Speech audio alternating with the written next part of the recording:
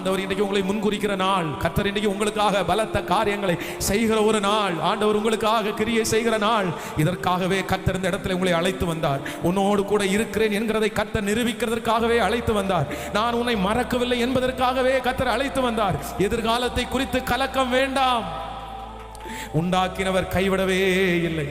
உண்டாக்கினவர் கைவிடவே இல்லை. ஹல்லேலூயா. அப்படியே தேவ சமூகத்தில் எல்லாரும் எழும்பி நிற்கலாமா? Thank you Holy Spirit. கர்த்தரை போல நல்லவர் ஒருவரும் இல்லை. என் இரட்சகரை போல நல்லவர் ஒருவரும் இல்லை. ஆமென், ஆமென், ஆமென், ஆமென், ஆமென். என் காரியங்களை மாறுதலாய் முடிய பண்ணுகிற ஒரு கர்த்தர், என் காரியங்களை நன்மையாய் முடிய பண்ணுகிற ஒரு கர்த்தர் என்னோடு கூட இருக்கிறார்.